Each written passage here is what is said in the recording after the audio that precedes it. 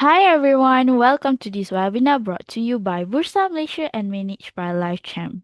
My name is Atira and I'll be the moderator for today's session. Our topic tonight is Waqf and Wealth Invest with a legacy mindset. Have you ever thought about what will happen to your money in 5 or 10 years? Many of us invest buying stock, ETFs, or unit trusts and watch our returns grow. But then we start to ask, am I only growing money or am I building something that lasts? This is where Wakaf comes in. A simple but powerful way to turn wealth into lasting good. So today, we are honored to have Miss Irda Rina to share how you can align your investment with lasting impact. Learn how Wakaf Sharia compliance tools and the family office model can help you build a meaningful purpose driving portfolio for the future. Before we proceed, allow me to make a short disclaimer. Please be reminded that everything is shared in this session is mainly for educational purpose and by no way we are providing you advice to buy or sell any securities. You are 100% liable if you make any investment decision.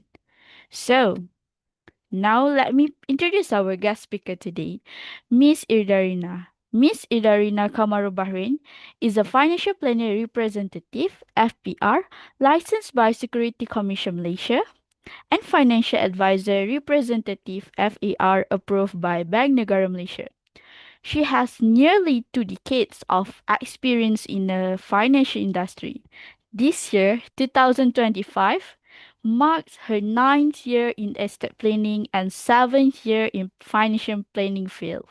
Currently, beside her role as a financial planner, representative and a financial advisor representative, she is also a Islamic legacy planner, a trainer, and often become a source of reference and negotiator on the Islamic inheritance matter. She is the Chief Executive Officer, TSI Wealth Planners Indian Berhad, an Islamic financial advisor firm approved by Bank Negara Malaysia. With that being said, let us warmly welcome Miss Irda Rina to the floor. Good day, Miss Irda Rina. How are you today? I hope you are Alhamdulillah. well.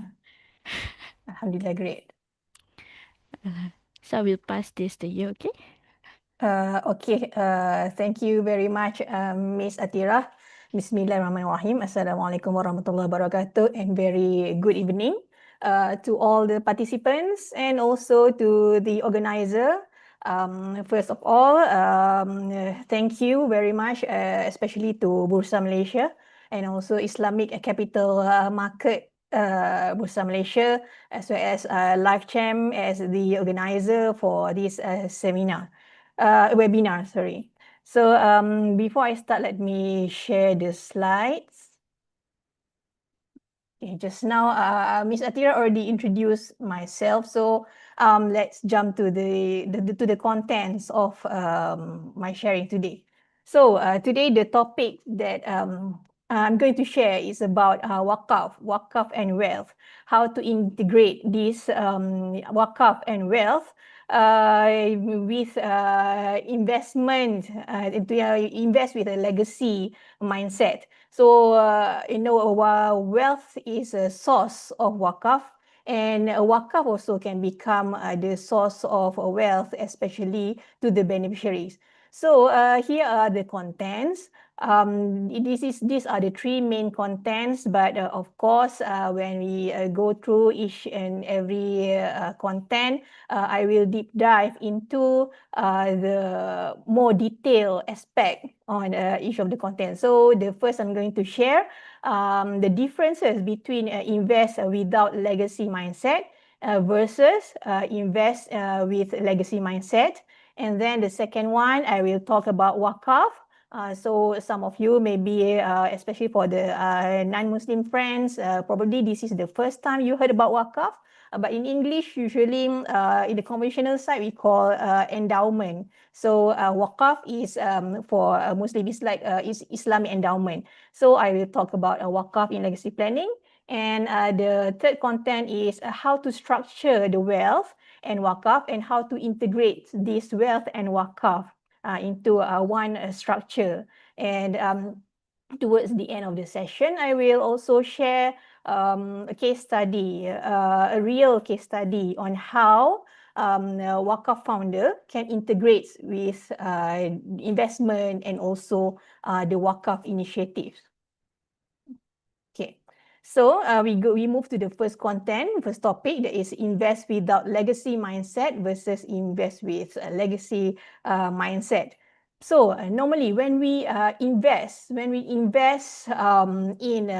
financial instruments, in investment instruments, why do we invest? So of course we want to have returns, we have to get some returns, but normally there are specific purpose why we want to invest and get the returns, get the profit. So usually when we talk about investment, our main purpose is to grow wealth and also, of course, to beat inflation and to as a retirement fund.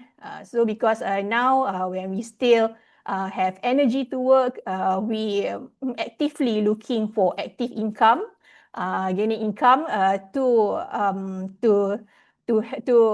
build up our passive income, so that during our retirement age, we can have passive income to fund our retirement life. So investment is one of the way how we're going to grow our passive income. And then other purpose, that's why people always invest, is to achieve specific goals.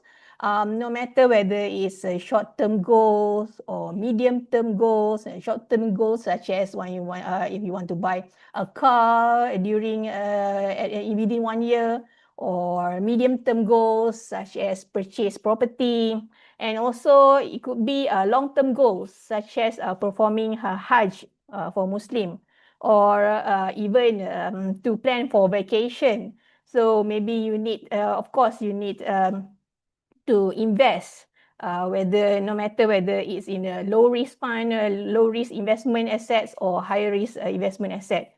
And other purpose that usually why people invest is to have an emergency fund. So everyone need to have emergency fund. In fact, before we move, before someone want to invest in a higher risk instrument, they should have assets portfolio in a low risk instrument first that give even though it will give minimum returns, but with capital preservation for emergency fund purposes. But of course, if simply keep in the savings account or current account, it won't give so much. So probably we might want to put in an income fund so that we will get some income, but at the same time, the capital keep protected and keep preserved.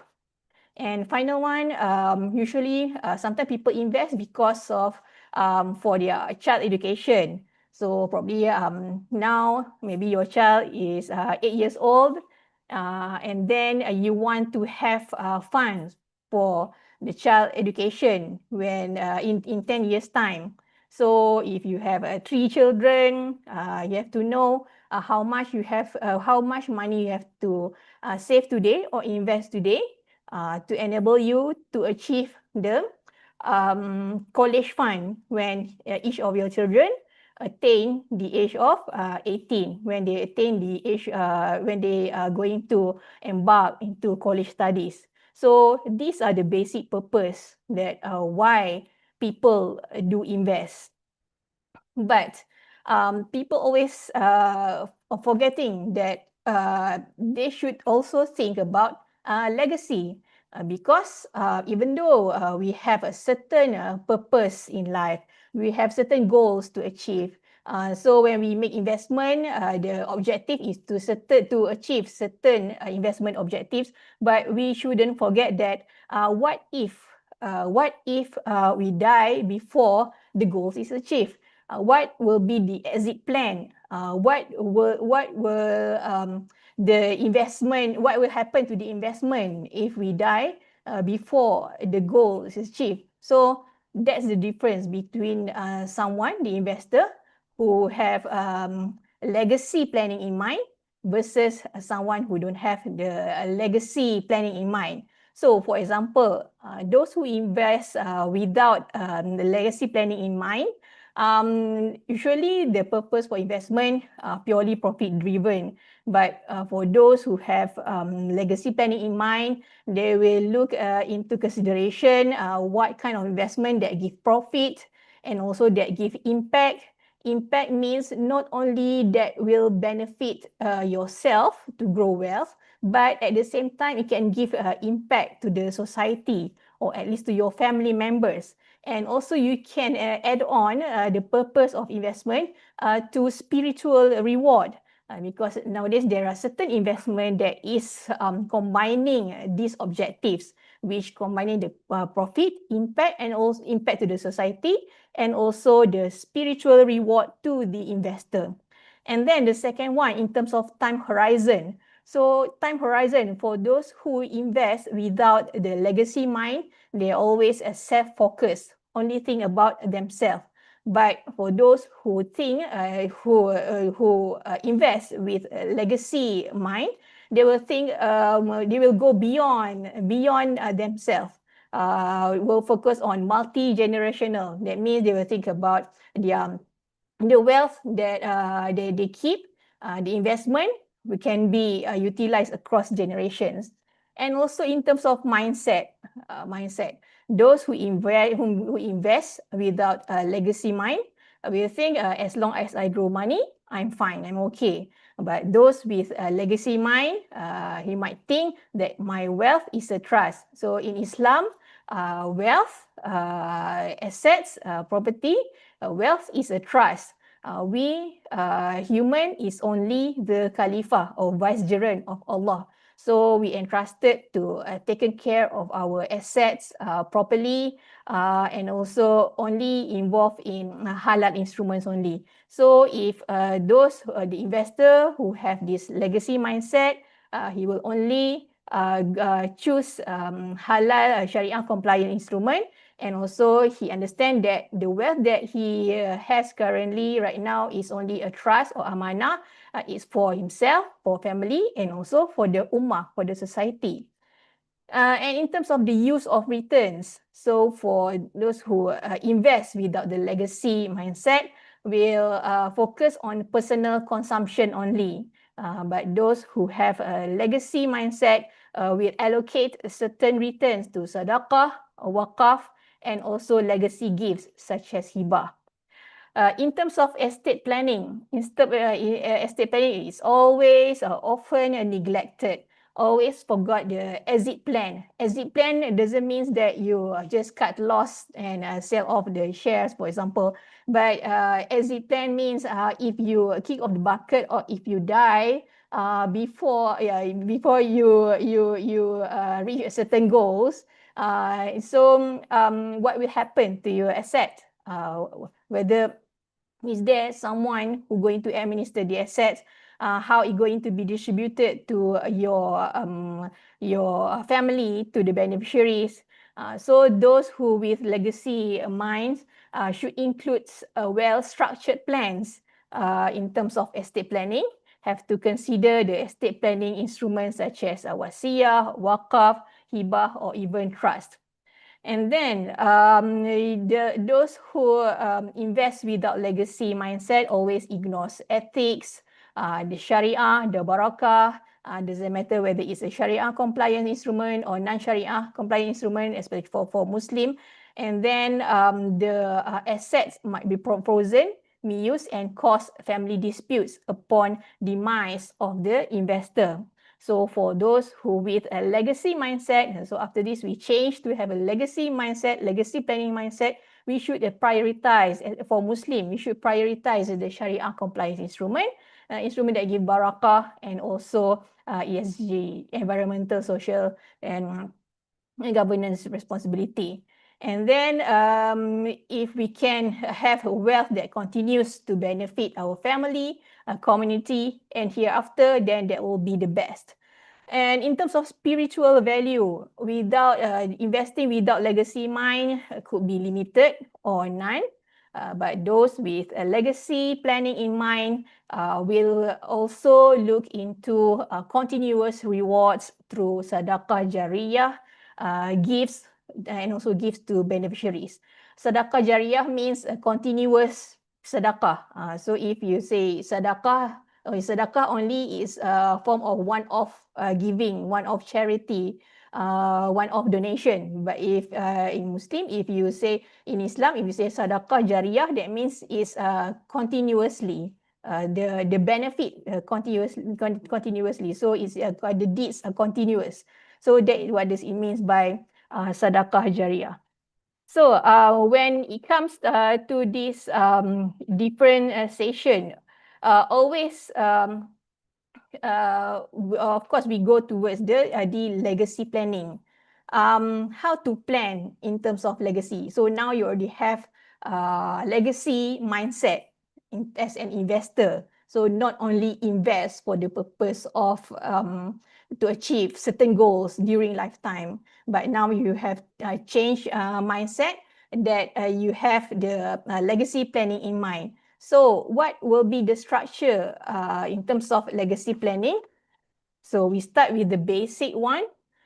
First, you need to have fun. So I make this model. It's a comprehensive model.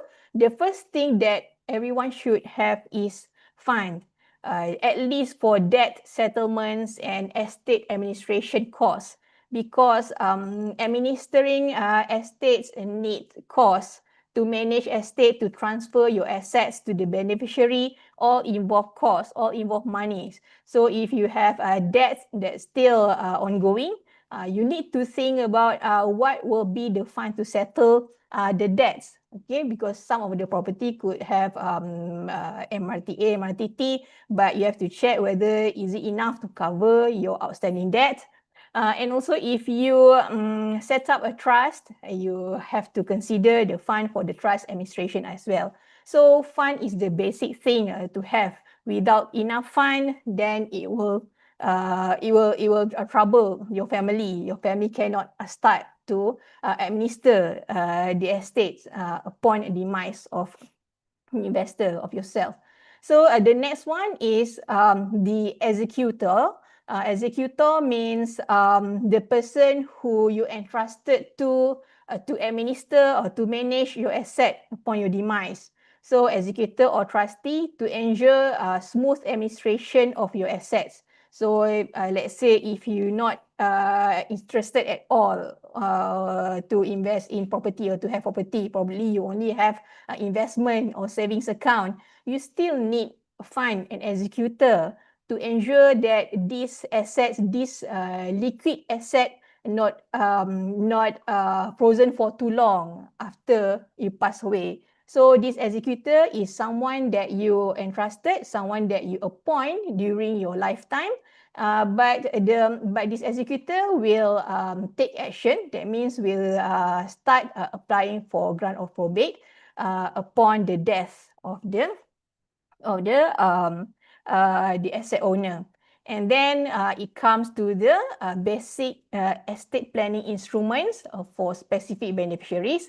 So this is especially for Muslims. We have instrument like harta sepercayaan or matrimonial assets. So probably you want to set some assets for your spouse. So you can make a jointly acquired property agreement, matrimonial assets agreement with your spouse. And also the second one is wasiyah. Wasiyah means giving a certain portion of your assets to non-faraid heirs, non-faraid beneficiaries, but not more than 1/3 of the total asset. That is wasiyah. And the third one, basic instrument, is hibah.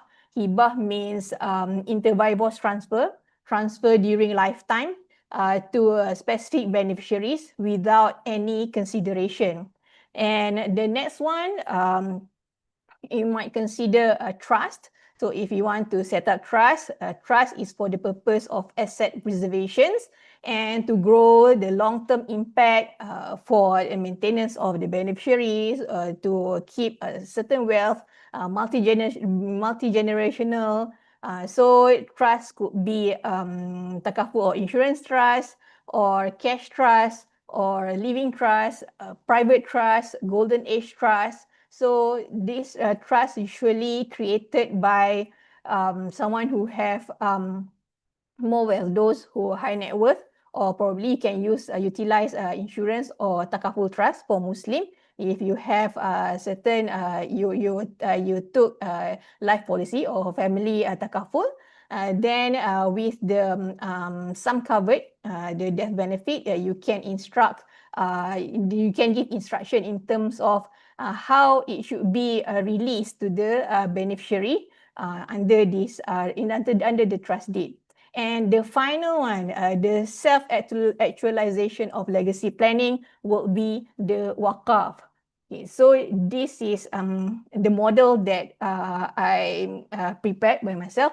So the self-actualization or the self-actualization in legacy planning, I will say, is Waqf. Even though you can start Waqf as early as tonight, yes, you can do Waqf via cash transfer to, for example, Yayasan Waqaf Malaysia. You can do Waqf cash transfer via Yayasan Waqaf Malaysia, or via zakat centers, or via Waqaf Foundation immediately tonight. But the Waqf that I meant in this model is a big scale or large scale of Waqf, which are usually set up by a high net worth or ultra high net worth person. So we can start a Waqf today, maybe by a cash Waqf, but slowly we will move into to become a high net worth person, and we set up our own Waqf. So Waqf, there are two types of Waqf. Waqf for family. So Waqf for family means the family members become the beneficiary for the Waqf. And also there is also other type of Waqf, which is a specific and public Waqf. So specific Waqf means the beneficiaries only for specific group of person. For example, Waqf for the purpose of education, a Waqf for Muslim revert, for example, Waqf for a single mother. And the final one is public Waqf. Public Waqf means Waqf that will give benefits to the public at large. So Waqf is a beautiful instrument because it's not only can benefit your family, it can also benefit public at large, no matter whether it's Muslim or non-Muslim. So it will give benefits to the society, to the economy as well. Okay, so now we move to the next topic, which is Waqf in legacy planning. So what is Waqf? This section is to make you understand better in terms of Waqf. Before that, if you have any question, you can type in the Q&A section. Okay, type in the Q&A section, not the chat section. Okay, so if you have any question, you can always type in the Q&A session. But I will only answer after the end of this session. So Waqf in legacy planning. What is Waqf actually? So Waqf literally means detention, or hold, or preserve. So Waqf means detention, hold, or preserve. By language, it literally means detention, hold, or preserve. It's a dedication of property for any charitable or religious reason, and to secure any benefit to the beneficiaries. Is as endowment for life, encouraging Muslim to practice virtuous religious attributes to charity for purpose of acquiring merit in the eyes of Allah Subhanahu Wa Taala. So basically, when a Muslim do Waqf, he surrender this property to the religion, to Allah. That means the property is not belongs to him anymore. Detention, hold, preserve that means this asset is hold or that means the asset will be stopped from become inheritance assets. It cannot be given as a hibah, and also it cannot be sold. So that's what it means by a waqaf. So because of this, always there's a popular questions. Then, what are the differences between zakat, sadaqah, and waqaf? So especially for Muslim have to give a zakat. And also, what is sadaqah? Sadaqah means a donation, isn't it? Will benefit public at large. And what are the differences between zakat, sadaqah, and waqaf? So this is a popular question. Okay, the first one is in terms of obligation. For zakat, it's a compulsory. All Muslims have to pay zakat, whether adult or minor, or you have sound mind, or insane, you have unsound mind, you have to pay zakat. But of course, if you if you have children who are still minor, below 18 years old, who are still minor, but if your children have wealth, because nowadays even kids, youngsters also have money, right? They become rich because they are YouTubers, content creators, so they have their own money. So if they have wealth, they have money, if it meets certain requirement, they have to pay zakat. Of course, their parents, their caretaker have to pay zakat on behalf of them using their assets. So, and then about sadaqah is voluntary, same like wakaf. Wakaf also voluntary. Okay, so unlike zakat, zakat is compulsory, but sadaqah and wakaf is voluntary. Type of charity. Zakat is considered obligatory charity. It's compulsory. That means you have to pay zakat if you Muslim. And then if you meet certain conditions. And then but sadaqah is considered general charity, a general donation. But wakaf is a perpetual charity. So this is similar to the sadaqah jariyah just now. It's continuous, it's perpetual, it's forever. So wakaf is a perpetual charity. And then in terms of amount, for zakat, there is a fixed rate. That means there is certain fixed rate to pay zakat. Generally is 2.5% of the total wealth that we have. But doesn't mean that all types of zakat is subject to 2.5. There are depend zakat for agricultural, we have different rate. Zakat for on livestock will have a different rate. And then sadaqah, there's no specific amount.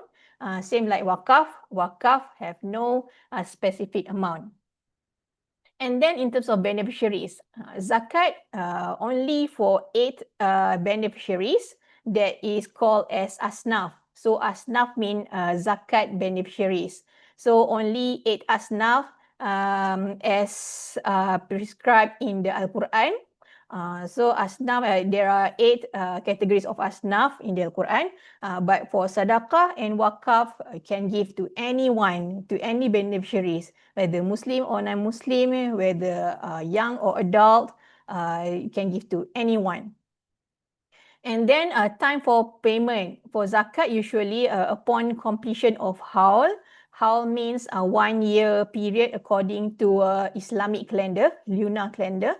So that is a zakat. Generally is upon completion of haul, but there is a certain asset that you don't have to wait until completion of 1 year haul. For example, zakat on treasure. So that one you have to pay zakat immediately if you found treasure behind your house. So there's because zakat, there are many categories, many types of zakat. But for sadaqah and wakaf, you can give anytime. You can start, like I said just now, you can start to give wakaf as soon as tonight. As soon as now, if you open the website that offers wakaf services. And then finally is mutawali. Mutawali means trustee.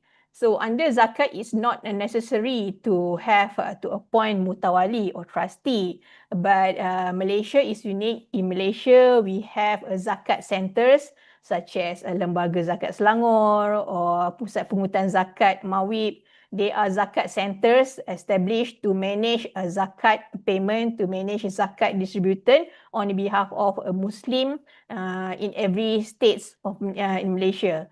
But for sadaqah, not necessarily to appoint a mutawali or trustee. You can straight away give to the beneficiary. But for wakaf, you have to appoint mutawali or trustee.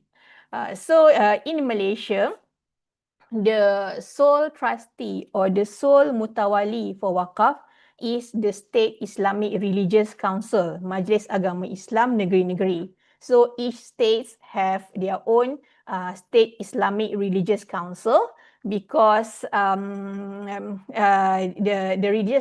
religious council is under the purview or under the jurisdiction of each state. So each state will have their own State Islamic Religious Council. So State Islamic Religious Council is the sole mutawali or sole trustee for every state. That means if you want to set up a wakaf, you have to get approval from the state, your own State Islamic Religious Council. Okay, so what are the legal consequences of wakaf? So that means, as I said just now, wakaf literally means hold, detention, and preserve. So that means assets that already endowed to wakaf, it cannot be sold, cannot be given as hibah. Hibah means inter vivos transfer during lifetime without any consideration. And this asset also cannot be inherited. And wakaf must be irrevocable. And it's perpetual, it's forever, perpetual. There is no expiry. Even though some scholars said wakaf can be made for a certain period of time, but the majority scholars say wakaf should be perpetual. And the State Islamic Religious Council of each state in Malaysia is the sole trustee of all wakaf. So in Malaysia, there are 6 states with their own wakaf legislations. Melaka, Negeri Sembilan, Selangor, Perak, Terengganu and Sabah. But for the states which don't have any specific wakaf legislation, the provision on the wakaf, they will mention in the administration enactment, enactment of administration enactment on each state. That means each state will have a provision on wakaf legislation. Okay, so by definition, what is wakaf actually? Based on the Waqf Enactment, State of Selangor 2015, the definition of Waqf, what Waqf means? It means to surrender any property to enjoy future benefit or interest. Second, to surrender benefits or interest that may enjoy future benefit from any property. Or the third one, to contribute expertise and services that may give future benefit or interest. So that means can also give wakaf by the way of contributing expertise and services that will give future benefits or interest. So that means the term, the definition of property based on the Waqf Enactment, State of Selangor 2015, property means can be movable, immovable, or intellectual property. It can be any benefit or interest in any movable, immovable, or intellectual property. It can be any right, interest, title, or otherwise relating to movable, immovable, or intellectual property. And also it can be valuable expertise and services that is in accordance to Sharia. So basically, it doesn't only applies on immovable property such as land banks, landed property, shop houses, building. So wakaf not only that, and wakaf not only graveyard, especially for Muslim, they thought wakaf for graveyard, for cemetery. Okay, so wakaf is dynamic, it can give movable assets as well. So I would like to share some examples of wakaf. Maybe some of you already heard this kind of these examples, but never mind, it's a good thing to share again. This is example of wakaf during Prophet Muhammad Sallallahu Alaihi Wasallam time. This is wakaf on the land of Khaybar.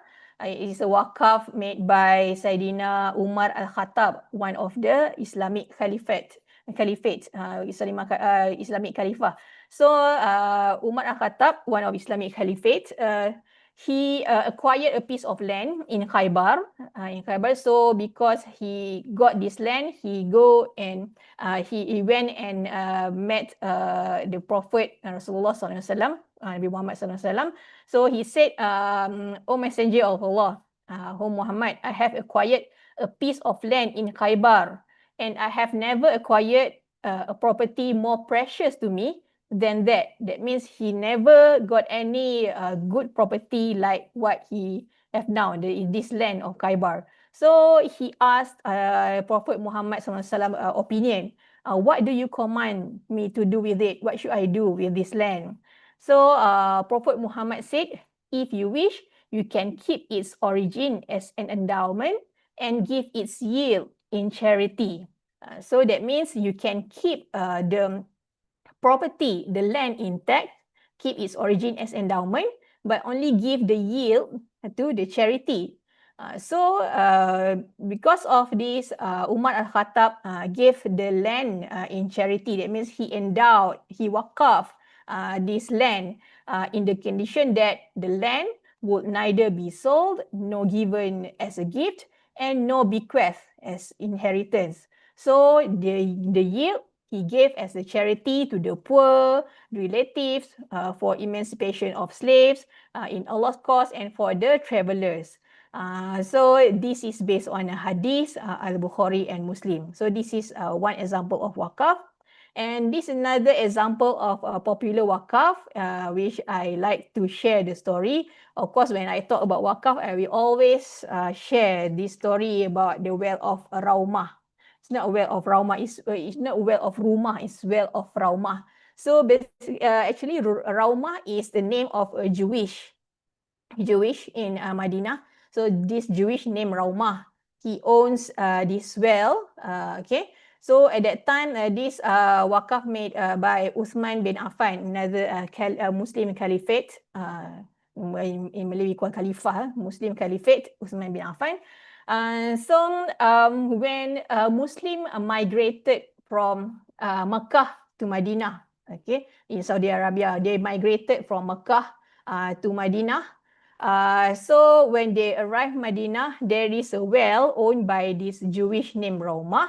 Everyone likes to drink water from the well owned by Raumah, because the taste of the water in the well almost similar like the Zamzam well, which they always enjoy when during their life in Makkah, because these Muslims they migrated from Makkah to Madinah. So when they arrive Madinah, they really miss the taste of Zamzam's water, water from the Zamzam well. But when they arrive Madinah, this well owned by Raumah have the similar taste like Zamzam. So everyone likes to go to this well and buy the water.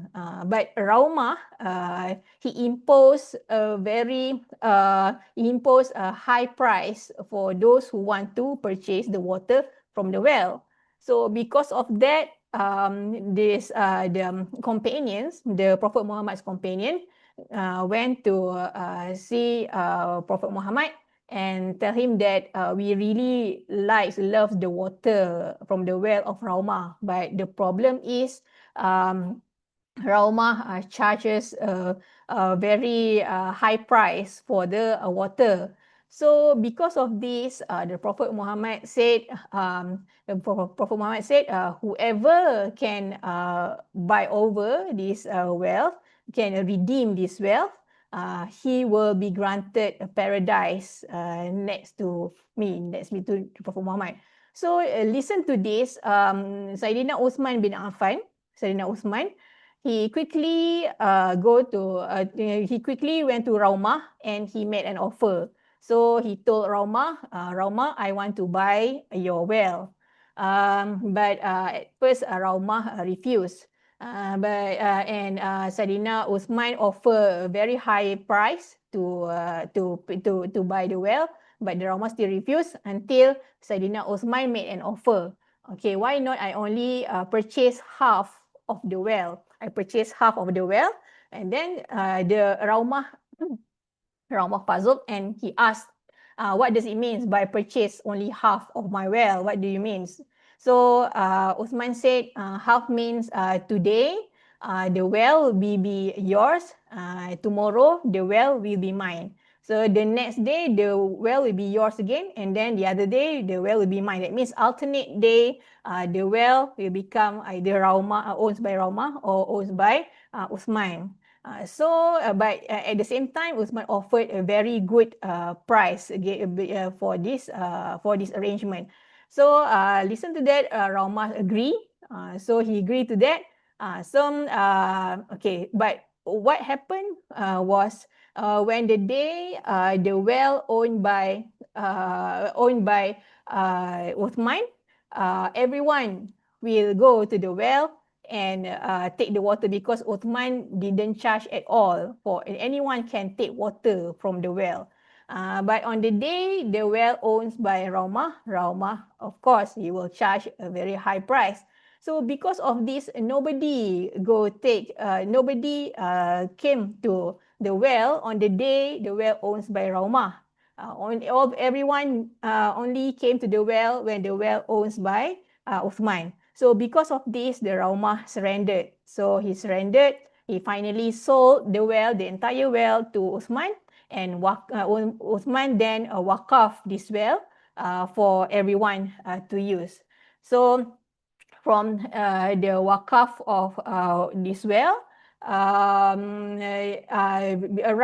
the surrounding the wells, there's dates palm. So from the dates palm plantation, it give a yield returns in terms of the production of the dates. So until now, the Saudi Arabia government manage the property, and also from the return from the yield that they gain, they built this hotel.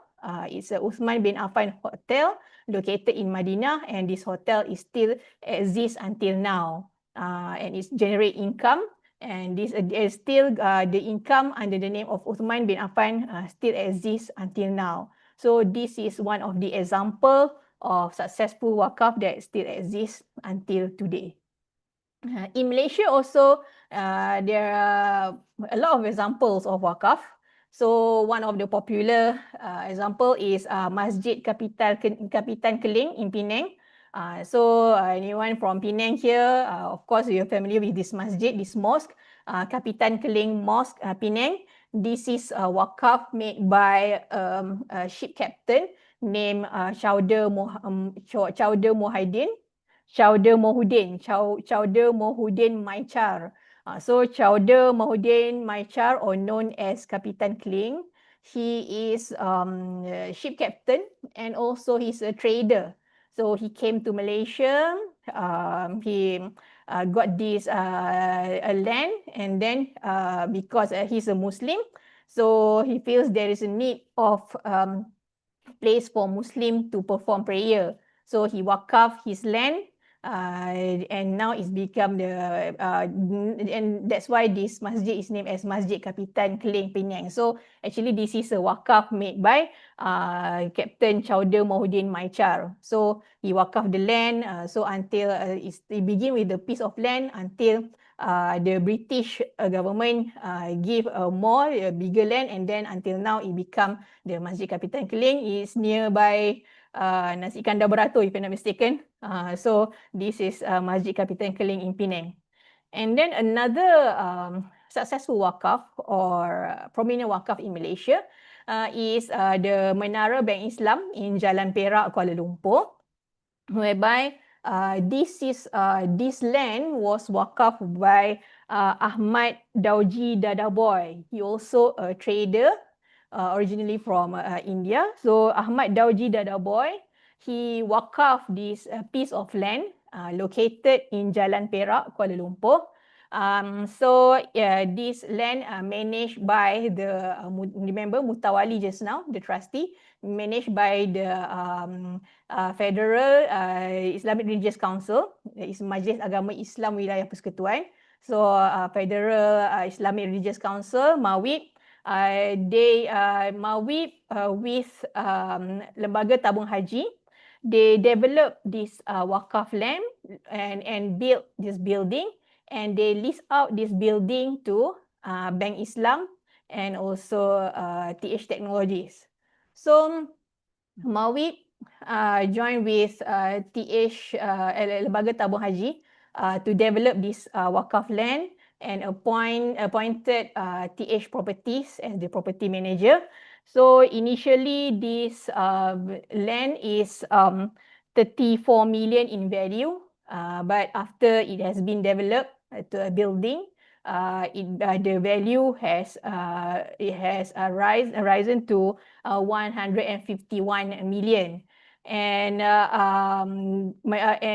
MAWIP leased out to Bank Islam with lease rental lease rental, and then with this lease rental, it is expected it will generate lease income of 56.6 million per year. So under the agreement, the MAWIP lease out this building to Bank Islam for 25 years, and it is expected by the end of 25 years, the value of this building will appreciate further to 600 million ringgit. So this is how wakaf work. And rental income, the lease income that paid by Bank Islam, it is used to fund the poor, the asnaf as the beneficiaries. So this is the example and the beauty of wakaf in Malaysia. So how to integrate wealth and wakaf? Since you know this example of wakaf, of course there are many other examples of wakaf.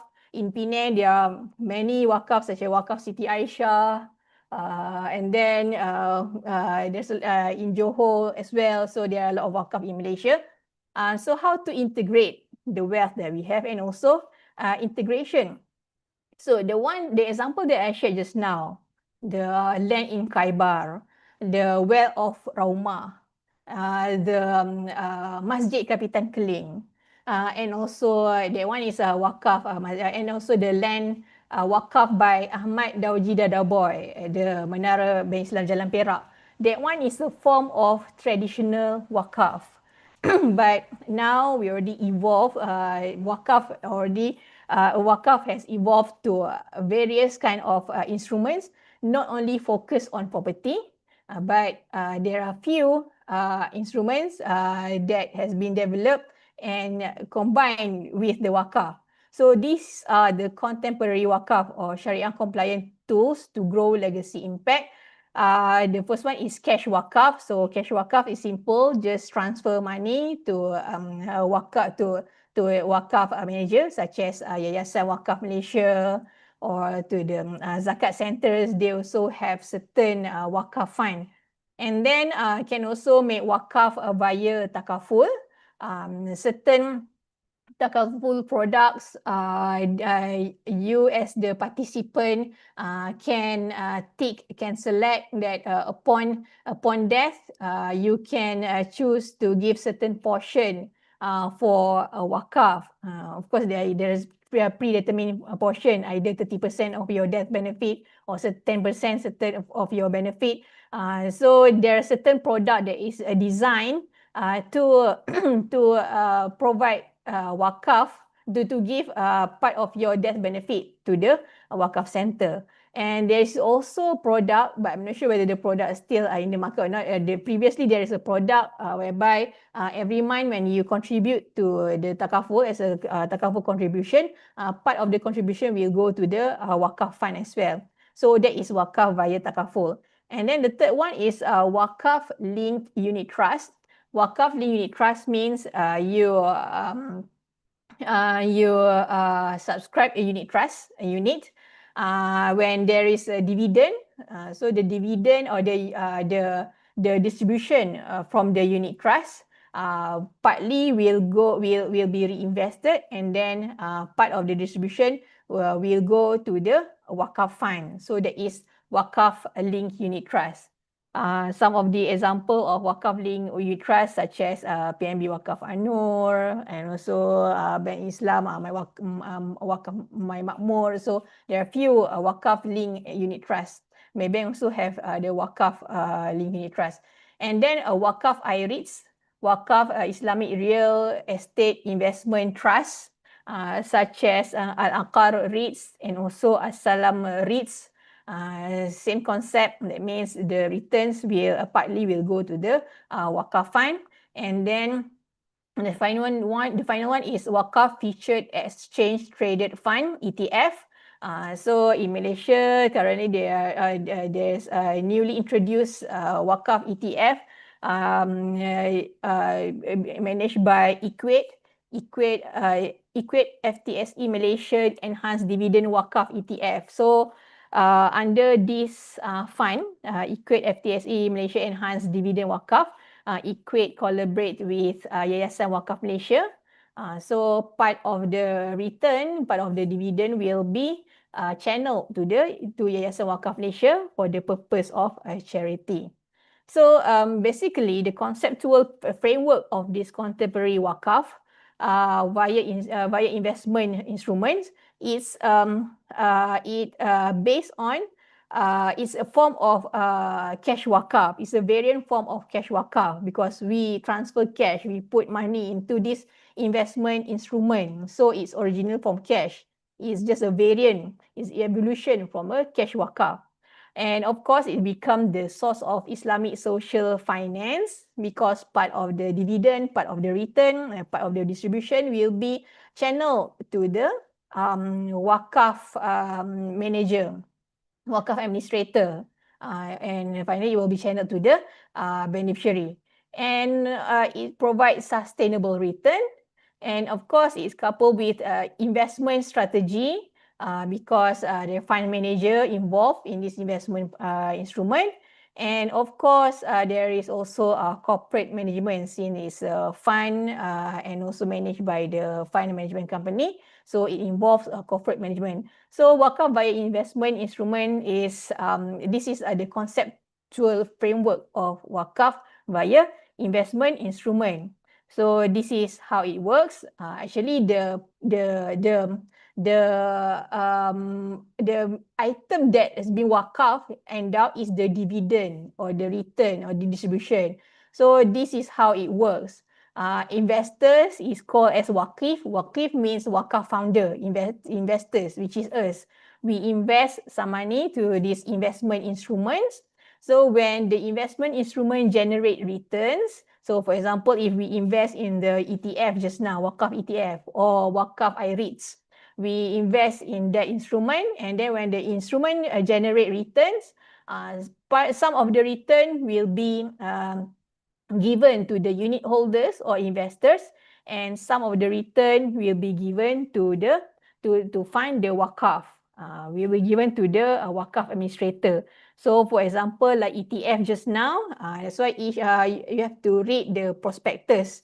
What is the portion of the return that will be given to the Waqf administrator. So for example, like Equate just now, it is mentioned in the prospectus that the separation will be on 50-50 basis. That means when the fund generates returns, 50% will go back to the investors or unit holders, and the 50% will go to Yayasan Waqf Malaysia as the Waqf manager. So Yayasan Waqf Malaysia will use this fund to as a wakaf fund to fund education purpose, healthcare, economic empowerment, environment, and also other projects. So that's how it's benefit the society at large.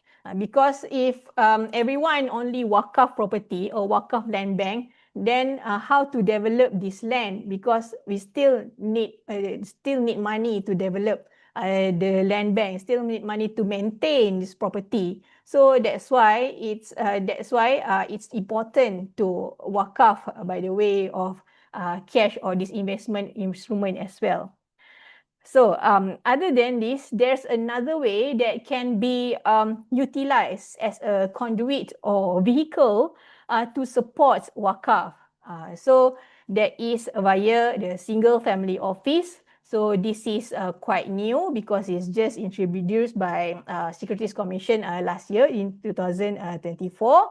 And of course, especially it's still new among the Muslim high net worth or ultra high net worth person. So in fact, I'm also still learning regarding this single family office. Currently, only two SFO approved by the SC. It's by the two single family approved by SC is only from Tan Sri Chuamayu, CMY Capital. So he established a single family office, 1KL Management Neighborhood. So it is the 1KL. 1KL is the family office for CMY Capital.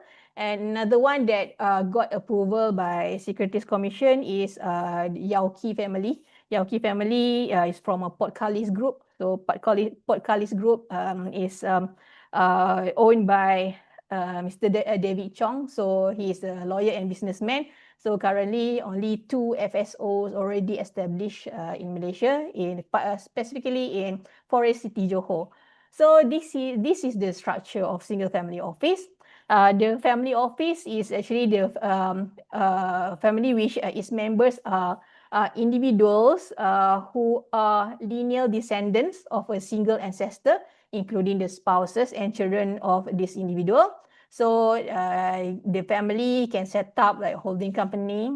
So all this single family can join and combine and set up this structure of family office.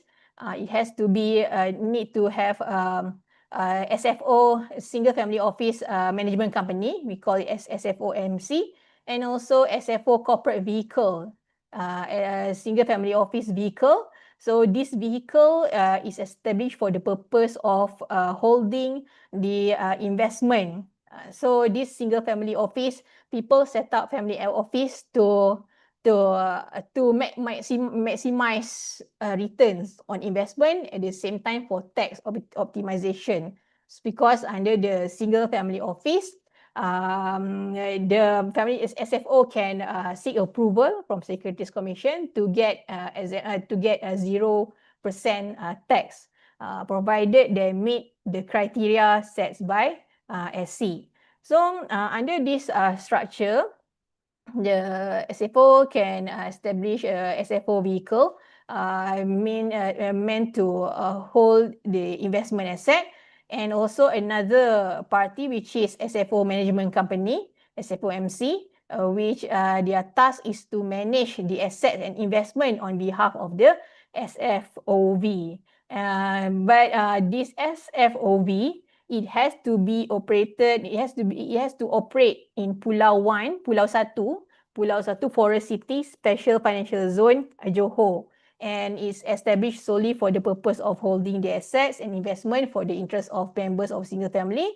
And it has to meet a minimum at least 2 full-time employees, at least 1 director or full-time employees, and at least 1 investment professional, and minimum annual local operating expenditure of 500,000. Okay, and only this SFOV can apply for tax benefit, but the SFOMC is still subject to Malaysian corporate tax. So SFOMC, the function is to manage the investment, the assets owned by the SFOV.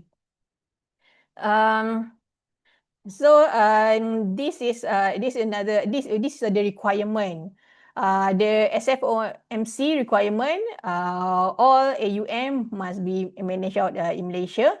And although investment for the 90% of AUM can be overseas, it must be managed with or by related company and can be delegated to fund managers licensed by SC. So this SFOV, for the purpose of applying the tax benefit, the 0% tax, the SFOV have to meet this criteria. That means it has to meet at least the annual asset under management of a minimum 30 million. So under this 30 million ringgit asset management, the composition of which to include a local and promoted investment of 10 million or 10% of AUM, whichever is lower.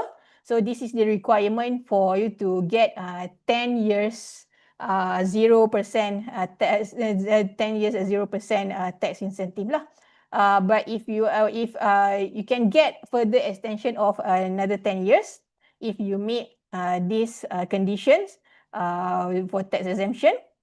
That means minimum for the next 10 years, you have to meet the minimum AUM of 50 million. And then the combination of local and promoted investment of 10 million or 10% of AUM, whichever is higher. And now minimum full-time employees and annual local expenditure of minimum 650,000. So this is the single family office structure promoted by Securities Commission and just introduced in Malaysia. So the requirement is minimum need to have asset under management of 30 million under this single family office. And also it has to be at least 10% of it must be local or promoted, local and promoted investment. So of course, there are certain rules have to look at the FAQ and also the material provided at the Securities Commission website. So for the purpose of determining the asset under management, these are the details, what kind of assets that can be considered as included under the AUM calculation. And also the 10% must be assets under local investment, have to be invest in Malaysia, which include listed securities in Bursa Malaysia, Islamic capital products in Malaysia. So at least 10% or 10 million of the total AUM, whichever is lower, for the first 10 years, it must comprise of local investment. So for promoted investment, you will get this multiplier of 1.5 times if you have invest in a promoted investment. It's also include the Waqf featured framework funds. So what does it means by 1.5 multiply towards 1.5 times multiply? That means if you have 1 million, for example, 1 million Waqf featured framework funds, but the calculation will take 1.5 millions because of the 1.5 times multiplier effects. So this is the eligible local investment and promoted investment for the purpose of calculation asset under asset under management to get the exemption on tax 0%. So for the purpose of this definition, what is lineal descendants for the family office? So lineal descendant means excluding the principal itself and also his spouse, his or her spouse, and also their children, and their children's spouse, and also their grandchildren and their grandchildren's spouse. So this is what a single family means. It also include it also include adopted child. Adopted child in accordance to a respective regulation. So have to follow Malaysia regulation. So that means this family office not only for Malaysian, that means among the family members can be foreigners as well.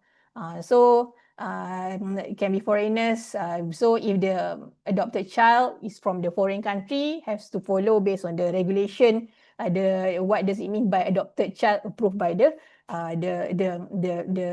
country, the foreigners country. So this is what it means by the single family.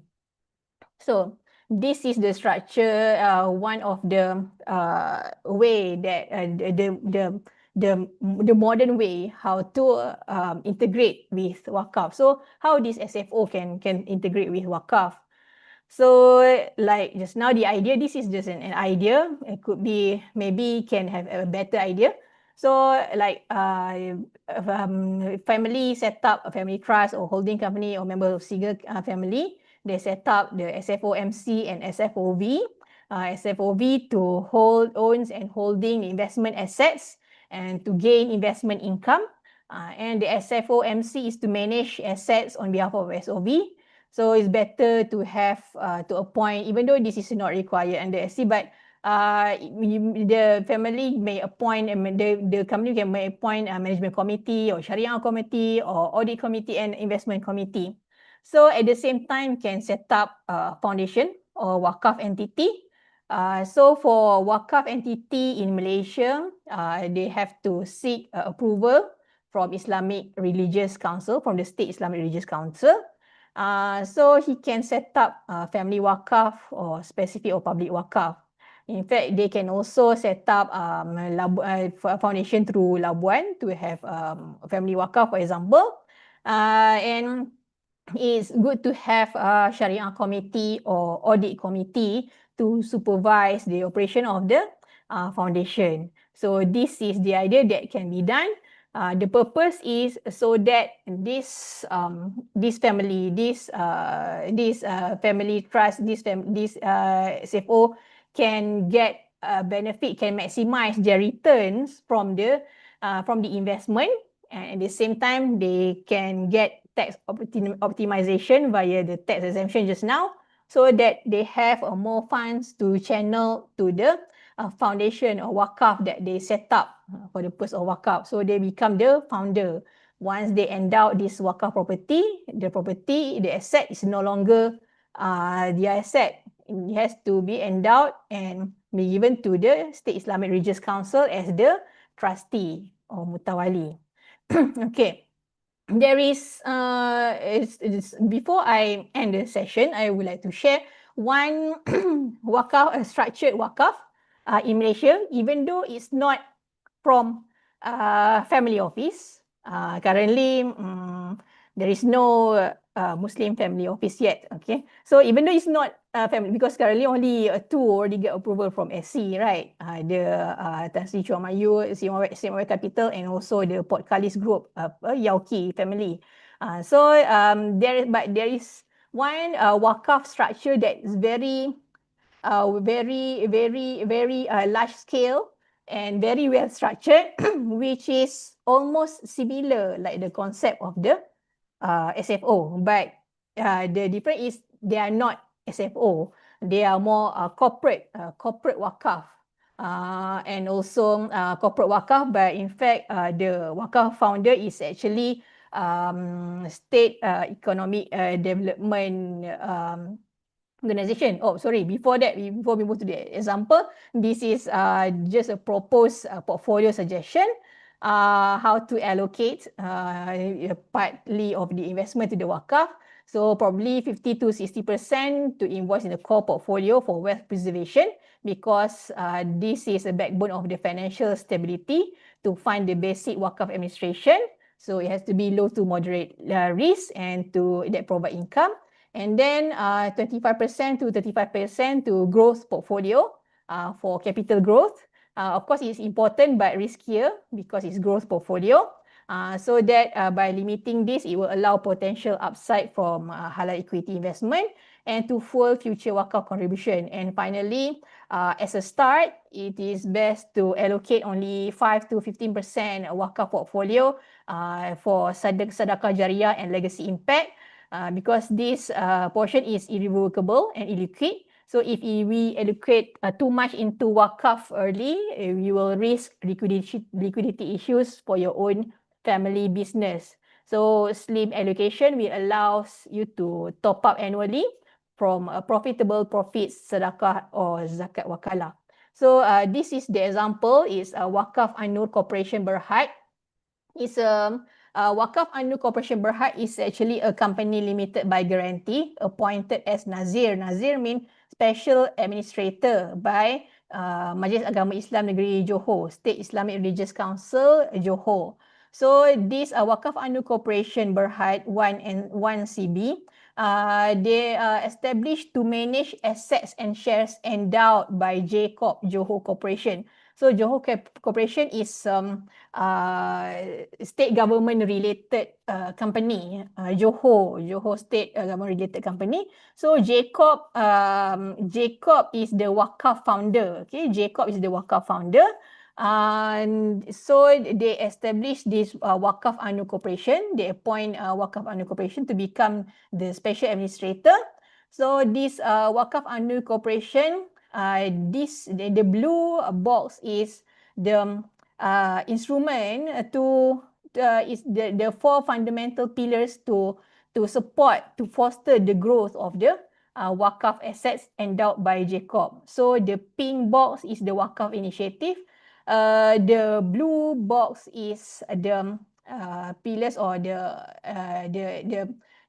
instrument to support the Waqf. So as you can see, they are the fundamental pillars separated into there are 4 types such as stock portfolio, including the listed companies, As-Salam REITs, KPJ, Berhad, Al-Aqar REIT. They also have unlisted and real estate, Menara Ansar, Lucky Central, Capaian Inspirasi, and they also have investment in property, commercial buildings, office, land, houses, and they also have Arahnu Gold, gold trading platform, microfinancing via Arahnu Tambur, and also they have Waqf and investment initiatives.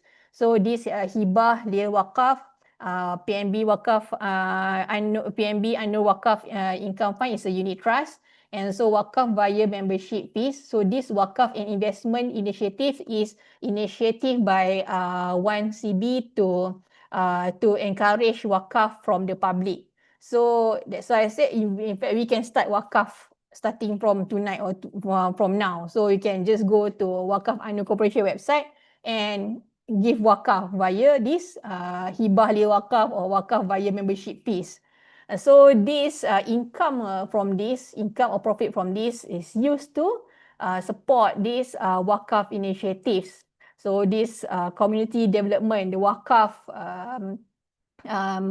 categorized into 4 classes, spiritual and religion, where they have 7 mosques, they have Islamic Information Center, and then for socio-economic development, Fishing Line Waqf is to help the entrepreneurs. They have Dana Niaga, Pusat Waqf Community, Waqfpreneur, Waqf Tani for agricultural and so special project, and they also have community and welfare, the Jalinan Ukhuwah to help the homeless and needy and poor people. Brigade Waqf is a frontliner like they will give assistance for those flood victims. And in terms of healthcare, they have 21 clinic Waqf An-Nur all over Malaysia, not only in Johor. So these 21 clinics inclusive of mobile clinics. So Clinic Waqf An-Nur is all over Malaysia, and it's not only benefit to the Muslim, it's also benefit to non-Muslim as well. Anyone can go to Waqf An-Nur and pay a minimum fee. An-Nur Care is actually a group takaful offered to Asnaf and also B40. It's free for Asnaf, it's free, and is provided to the Asnaf and also B40, so they can have this An-Nur Care for them to get outpatient clinical treatment at the clinics. And also they have this dialysis My Rumah. So this is the example of structured Waqf made by the J-Corp, Johor Corporation. So of course Waqf is important because it's the sunnah of the Prophet. It's also important, and pious deed will survive the endower even until his death, and also it will support the community and the socio-economy as a whole. So I end my session with a hadith narrated by Muslim. When the son of Adam dies, his deeds come to an end except for three things, which is sadaqah jariyah, a knowledge which gives benefit, or a righteous child who prays for him, or that means the deceased. So among these, sadaqah jariyah is, I think, the easiest method to gain the deeds even after we die. So that's all my sharing. I open the Q&A session. You can type your Q&A in the Q&A box. So I leave the floor to Atira. Thank you. Okay, thank you, Miss Irda, for your wonderful sharing with us. We will now proceed to the Q&A session. If you guys have any question, please type them in the Q&A box. Our speaker will address. Please type them in Q&A box. Our speaker will address them accordingly. Okay. So I will go for the first question. Okay, Miss Irda. So, how can a family office optimize a portfolio diversification when including a liquid Waqf asset that cannot be sold or transferred? Okay. The SFO is a conduit or vehicle to generate income or profit from the investment. But a wakaf is a separate entity. So in the SFO structure, the same family, they set up this SFO vehicle and SFO management company as a vehicle to gain returns from the investment. And at the same time, they also become the founder of Wakaf institution. So that means for Wakaf institution, they are not the shareholder or the owner, they are the founder, because once they set up this Wakaf, they have to endow it to and endow to this Wakaf asset to the State Islamic Religious Council. So that's why this SFO structure, investment via the instrument that is permitted by the Securities Commission, this liquid instrument will fund the Wakaf initiative. So for example, if they put immovable assets under the Wakaf, they have many land banks, many landed property, so they can put under, they can become the founder and endow this property under Wakaf. But to develop this land, they need fund. So then they can maximize the returns and also optimize the tax from the SFO structure, from the liquid assets that is permitted by the SC. So when they get the return, they just channel to the Wakaf structure. But in terms of channel, have to look into which one will give the most tax benefit. Either the SFOV declare as a dividend to the family office, the holding, and then family office channel it to the Wakaf, or it could be from the management SFOMC directly channel to the Wakaf. And it depends on the Wakaf whether you do it in Malaysia or you use Labuan Foundation. So it depends. So that one maybe need to consult a tax consultant as well. So I have to look at the bigger picture. I hope I answer your question.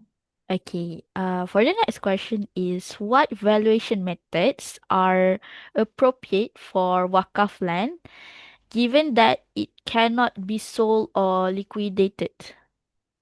Okay, there is no specific minimum amount of wakaf land. You can wakaf any type of land as long as it's belong to you and it's free from encumbrances. So you can wakaf any land. Basically, State Islamic Religious Council will accept any land as long as it meets the criteria, which is owned by you. That means it's not encumbered, it's not under financing, what? And then any land can be put under wakaf.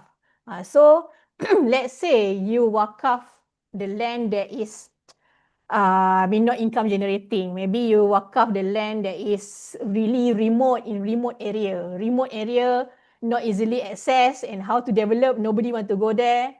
So the State Islamic Religious Council, they have authority to do istibdal. So istibdal means istibdal is one of the provision that is allowed under Sharia.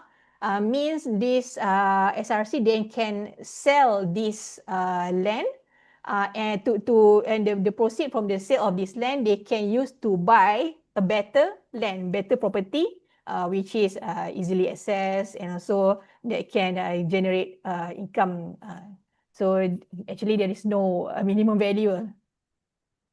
Okay, for the next question is my contribution tax deductible and how does it compare to zakat rebates? Okay. The My Wakaf, you have to look at when we fill up the income tax form, there is a approved donation. If we do the wakaf to the approved donation, approved institution, then it can be included in the tax calculation to be less out. It's not the same like zakat. Zakat, you can get the full tax rebate for individual. So like approved donation, it comes to from the beginning before you less out or the reliefs.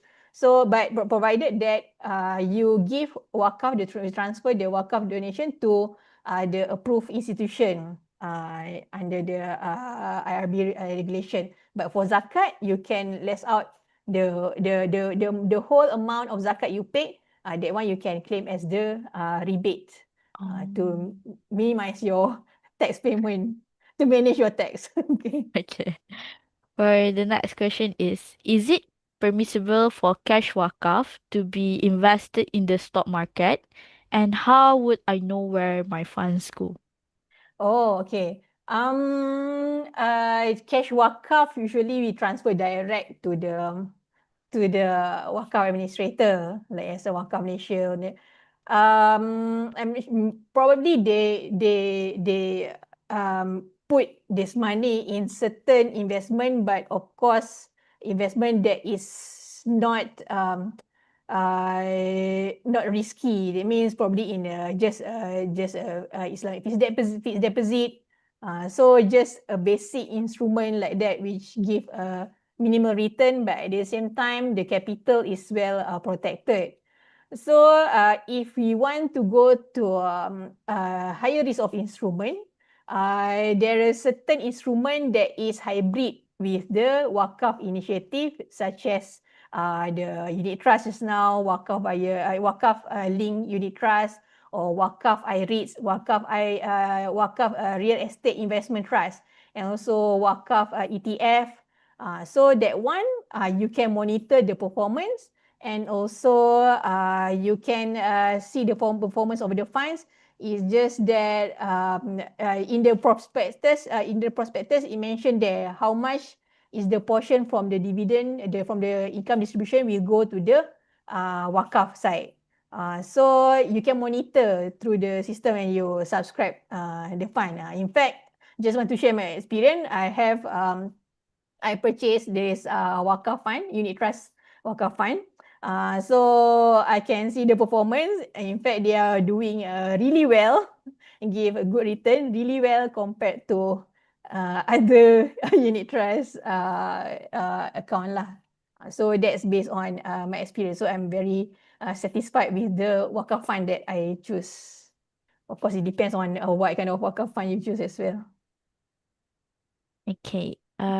How does wakaf differ in risk profile compared to traditional donations or CSR projects? Risk profile. Donation is usually is a one-off kind of thing, one-off or for instant relief usually.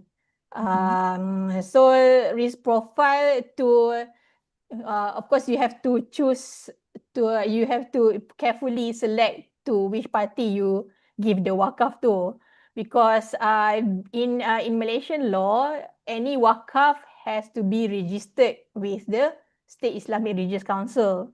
That means sometimes we can see like wakaf advertisement in our Facebook. They just can appear on our Facebook wall, but they say wakaf, but it's not actually registered with the State Islamic Religious Council. So that one could be riskier for us to put money in lah. So if you want to contribute, just take it as like a donation just to help them. But if you want to do wakaf, to me have to do properly. Just select the avenue that's registered with the State Islamic Religious Council. So that is how to risk profiling this kind of this kind of way of giving. So for zakat is different. Zakat, we have the zakat center, which every state have their own zakat center. So of course, if we pay through the zakat center, then okay, already we don't have to worry. Unless if you pay directly to the someone that you thought they are asnaf kan, but it doesn't mean that they really asnaf. So that depends lah. Okay. Due to time constraints, we will take one last question. So the next question is, if my children disagree with my wakaf contribution after my death, can they challenge it in court? Okay. Wakaf, you can do during the lifetime. You can perform wakaf during lifetime. That means you now tonight you just transfer wakaf. You can also do testamentary wakaf. That means testamentary wakaf. That means wakaf by the way of wasiat, by the way of wasiah. Mhm. So under Islamic law, under Sharia law, wakaf under wasiat, or we call it testamentary wakaf, it can be given to non-faraid beneficiaries. Okay, so that one first. So, and it is subject to a maximum of 1/3 over your total asset. So, let's say a Muslim, he made a wasiat, and then in the wasiat, he mentioned there is portion for a testamentary wakaf. So this portion, because that's testamentary, that means it will only take effect upon death. That means the asset is still there, still under the name of the person lah. So the asset owner.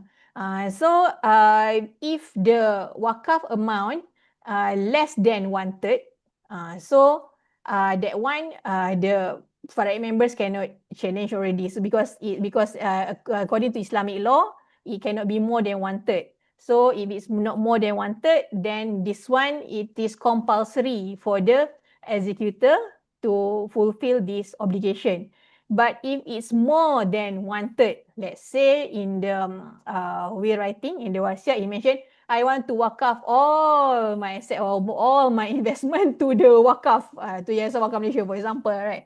So the 1/3 portion is still subject to wakaf. That means it still need to be wakaf. But the remaining portion of 2/3, that one is subject to the consent by the faraid heirs. So Okay. because the 2/3 portion is their portion, so that's their rights to have the asset. So basically they don't have to go to the court to the extent of the court, because for testimony wakaf is already set out 1/3 and 2/3. But if they still want to challenge over the 1/3 portion, then uh, then it will depends lah whether the wakaf do properly or not. Okay. With that being said, that is the end for our Q&A session. So I would like to sincerely thank Miss Irda for taking time to answer all the questions that asked and sharing your knowledge. Thank you.